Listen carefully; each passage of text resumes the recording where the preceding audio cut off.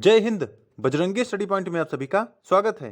साथियों, इस समय ईरान और इजराइल के विवादों के चलते हॉर्मुज स्ट्रेट बहुत ज्यादा चर्चा में है कि ईरान ने हॉर्मुज में ये कर दिया, ईरान ने हॉर्मुज में वो कर दिया। तो हॉर्मुज जल संधि इस समय विशेष चर्चा में चल रही है। तो सबसे पहले बताएंगे आपको कि हॉर्मुज स्ट्रेट आखिर है क्या और ये इतनी ज्यादा इंपॉर्टेंट क्यों है इस समय के विवाद के चलते, और क्या इससे सच में दुनिया में भीषण तेल संकट उत्पन्न हो सकता है, उसकी बात की जाएगी। और खाड़ी विवाद का असल में उपाय क्या है, क्या सॉल्यूशन रहेगा जो इजराइल और ईरान के बीच में चल रहा है, वो कैसे सॉर्ट आउट हो सकता है, उसकी बात की जाएगी। और क्योंकि हर देश अगर प्रभावित हो रहा है तो भैया भारत के लिए भी खतरे की घंटी है। तो खाड़ी संकट का आपको एक डिटेल एनालिसिस किया जाएगा जिसमें हम लोग जो भी अब तक का अपडेट रहा है उन सब की चर्चा करेंगे और इंडिया में क्या सिचुएशन है उसकी बात करेंगे। तो इस समय हर जगह हॉर्मुज चल रहा है, हॉर्मुज स्ट्रेट, और इससे विश्व का तेल संकट, भारत पर असर, यानी ये सभी चीजें आपको हर जगह सुनने को मिल रही होंगी। चलिए अब स्टार्ट करते हैं। सबसे पहले जो न्यूज ये है कि भारत के लिए बड़ी राहत है। और राहत थी क्यों? हमने आपको एक शॉर्ट वीडियो में बताया था कि ईरान ने इंडियन फ्लैग्ड वाले शिप को पार करने की अनुमति दे दी है हॉर्मुज स्ट्रेट से।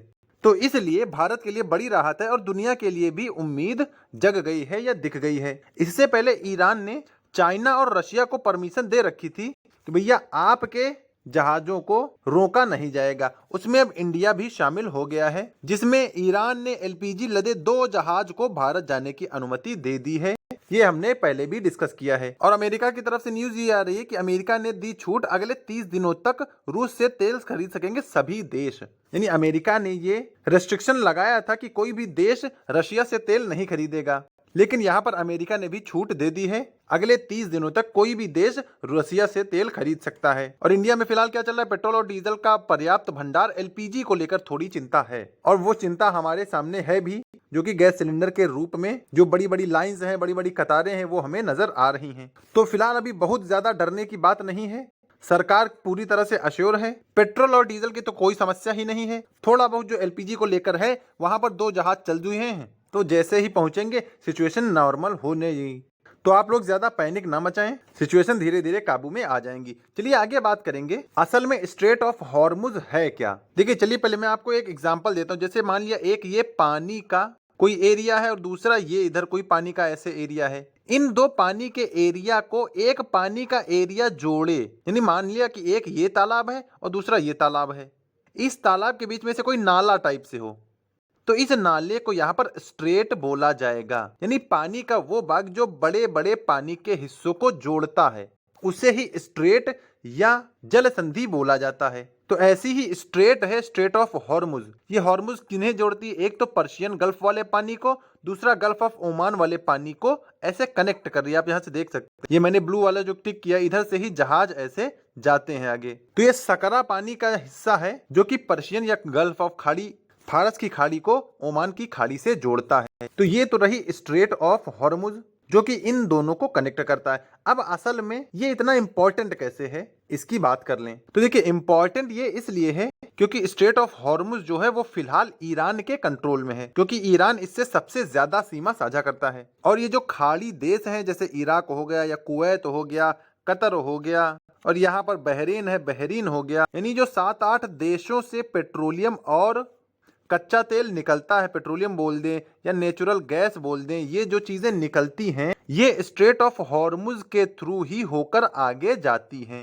और अगर इंडिया की बात कर लें तो गल्फ ऑफ ओमान से होते हुए अरेबियन सी यानी अरब सागर से भारत पहुंच जाती हैं। और अगर अन्य देशों में जाना होता है तो अरब सागर से इधर इंडियन ओशियन में चली जाती हैं, या फिर रेड सी से होते हुए सुएज नहर को पार करते हुए मेडिटेरियन सी में यूरोप पहुंच जाती हैं। तो स्ट्रेट ऑफ हॉर्मुज इसीलिए इंपॉर्टेंट है क्योंकि यहाँ पर 80% का जो तेल या नेचुरल गैस है यहीं से सप्लाई होता है, क्योंकि कुछ बाई रोड होता है, बाई रूट होता है, बाई रेल होता है, और बाकी मैक्सिमम स्ट्रेट ऑफ हॉर्मुज से ही किया जाता है। क्योंकि पानी वाला रास्ता थोड़ा सस्ता पड़ता है और आसान पड़ता है, इसीलिए पानी वाले रूट को अपनाया जाता है। तो स्ट्रेट ऑफ हॉर्मुज पूरी तरह से ईरान के कंट्रोल में है, और ईरान जब चाहे जिस देश के जहाज को चाहे रोक सकता है, क्योंकि उसका पूरा कंट्रोल है, और यहीं से टोल देकर आगे उसको पार करने की अनुमति दी जाती है। तो फिलहाल ईरान ने चाइना और रशिया के लिए इसको ओपन कर रखा था कि चाइना और रशिया के जहाजों को यहाँ पर नहीं रोका जाएगा, उनके जहाज आराम से इसको पार कर जाएंगे। अब इसमें इंडिया शामिल हो गया है।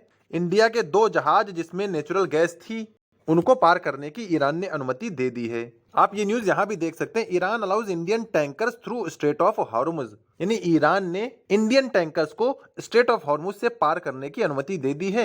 इसको हमने एक शॉर्ट में भी आपको बता दिया था। तो इसके चलते अब भारत में बहुत ज्यादा क्राइसिस नहीं है, क्योंकि जैसे ही 2 जहाज जो चले हैं वो इंडिया पहुंचते हैं, वैसे ही जो स्थिति है वो अपने नॉर्मल पोजीशन में आ जाएगी। और स्थिति थोड़ा और विकट इसलिए हो गई क्योंकि जैसे ही लोगों को पता चला कि सिलेंडर की मारामारी हो रही है, तो उनके घर में जो अन्य सिलेंडर जो खाली पड़े थे उनको भी वो लोग भरा के डंप करा रहे थे। अदरवाइज ऐसी पैनिक सिचुएशन आ ही नहीं सकती थी अगर हर घर का एक ही सिलेंडर भरा जाता तो। और दूसरी बात ये भी चल रही थी कि होली का समय था और होली के समय में फ्री सिलेंडर देने की भी सरकार ने घोषणा कर दी थी। तो उसमें भी जिन्होंने अब तक सिलेंडर नहीं भराया था उन्होंने भी अपनी गैस फ्री में भरवा ली। तो इसके चलते और ज्यादा क्राइसिस हो गया, यानी 2-3 चीजें एक साथ चली, इसलिए ऐसा संकट नजर आ रहा है। अदरवाइज ऐसी कोई समस्या नहीं है। तो आप यहाँ पर ये पूरा मिडिल ईस्ट का मैप देख सकते हैं। ये पर्शियन गल्फ है, यहाँ पर वो स्ट्रेट ऑफ हॉर्मुज है और ये ऐसे यहाँ से निकलते हैं जहाज, फिर यहाँ ये इंडिया, अपना इंडिया का मुंबई, ये गुजरात वाला एरिया है। अरेबियन सी से होते हुए सीधा इंडिया पहुंचते हैं। और अगर अन्य देशों को कहीं जाना होता तो ये अरेबियन सी से ऐसे होते रेड सी, लाल सागर से ये इधर से मेडिटेरियन सी पहुंच जाते हैं और फिर यूरोप में ये चीजें पहुंच जाती हैं, ये जहाज सब पहुंच जाते हैं। तो हॉर्मुज पे ईरान ने अपना कंट्रोल किया हुआ है, इसीलिए उसने रोक रखा है, क्योंकि वो अपना दर्द सबको महसूस कराना चाहता है कि युद्ध हमारे यहाँ ही नहीं हो रहा है, इससे आप लोग भी प्रभावित होंगे। और बाकी यूएसए ने, यानी अमेरिका ने जो चेतावनी देशों को दी थी कि अगर रशिया से तेल खरीदोगे तो तुम्हारे लिए ठीक नहीं होगा, उस चेतावनी को अमेरिका ने खैर फिलहाल वापस ले लिया है और 30 दिनों के लिए सभी देशों को यह हिदायत दे दी गई कि आप लोग रशिया से तेल खरीद सकते हैं। लेकिन इसी बीच ये ब्रेकिंग न्यूज आती है कि Russia has increased prices of oil for India, demands full price for Russian crude oil. यानी यहाँ पर ये ब्रेकिंग आती है कि रशिया ने अपने कच्चे तेल के लिए इंडिया को जो दिया जाएगा उसकी रेट या उसका प्राइस बढ़ा दिया है। और ऐसा भाई कहीं ना कहीं रशिया की तरफ से लॉजिकली सही है, क्योंकि अमेरिका के कहने पर जब इन्होंने बोला था कि इंडिया वालों रशिया से तेल मत खरीदना, ये हमारे पुतिन चचा हैं, तो इंडिया ने रशिया से तेल नहीं खरीदा। तो भाई जब सिचुएशन में, जब खराब सिचुएशन थी, आपने तेल नहीं खरीदा या इंडिया ने रशिया से तेल नहीं खरीदा इन बुढ़ऊ दादा के चक्कर में, तो भैया अब रशिया की बारी आई है, वो भी अपना बदला निकालेगा। लेकिन हालांकि रशिया हमारा दोस्त है, लेकिन भाई इंटरनेशनल में सब लोग अपने फायदे के दोस्त होते हैं, कोई किसी का सगा नहीं होता है। लेकिन फिर भी थोड़ा बहुत बातचीत की जाएगी और अगर प्राइस हाई हो सकता है तो उसको थोड़ा कम हाई किया जाएगा। बाकी ऐसी कोई समस्या है नहीं, बस थोड़ा एलपीजी की ही समस्या है। बाकी ये हमने आपको बताया ही था कि ईरान ने इंडियन जो भी टैंकर हैं उनको स्ट्रेट ऑफ हॉर्मुज से पास होने की अनुमति दे दी है। और हमारे योगी जी ने भी सबको आश्वस्त किया है कि यूपी में डीजल पेट्रोल पर्याप्त है, गैस किल्लत की अफवाहों से बचे रहें। और वैसे भी डीजल पेट्रोल में भी कहीं कोई समस्या आ नहीं रही है, और जो गैस की अफवाहें चल रही हैं उनसे थोड़ा बचते रहें। और सीएम साहब ने अफसरों को पेट्रोलियम पदार्थों की आपूर्ति सुनिश्चित करने के निर्देश भी दिए हैं ताकि कहीं कोई लूप होल ना हो रहे। और ये भी कहा है कि गैस एजेंसी अगर कालाबाजारी करती नजर आई तो उन पर भी कार्रवाई की जाएगी। और यहाँ मुख्य सचिव ने बोला है कि भ्रम फैलाने वालों पर कार्रवाई हो जाएगी, यानी पूरी तरह से इस समय जो भी कालाबाजारी करेगा उसके ऊपर सख्त कार्रवाई की जाएगी। मुख्य सचिव जी ने भी बोला है और सीएम साहब ने भी बोला है। तो आप लोग अपनी जरूरतों के हिसाब से एक एक सिलेंडर भरा के रख लें ताकि काम चलता रहे, डंप कराने की जरूरत नहीं है। और फिलहाल जो भारत पर असर है वो बहुत ज्यादा नहीं है। जैसे ही हमारे 2 जहाज इंडिया पहुंचते हैं, गैस की सप्लाई को तुरंत डिस्ट्रीब्यूट कर दिया जाएगा। और 3-4 सिचुएशन ऐसे साथ में सामने आ गई थी, इसलिए ऐसी सिचुएशन हुई। मैंने बताया ये होली भी थी और फ्री सिलेंडर भी था और लोगों ने डंप किया, इसलिए ऐसा गैस के मामले में देखने को मिल रहा है। अदरवाइज कहीं कोई समस्या नहीं है। और बाकी हमारे जो नेता हैं या जो भी अफसर हैं वो लगातार देशों से बातचीत कर रहे हैं और चीजों को बैलेंस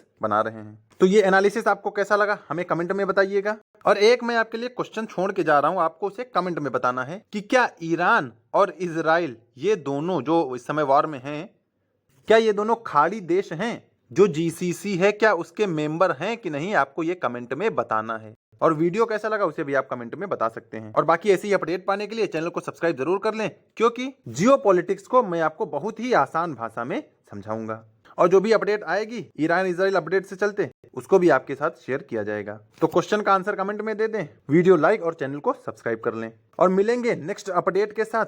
तब तक के लिए सभी को जय हिंद।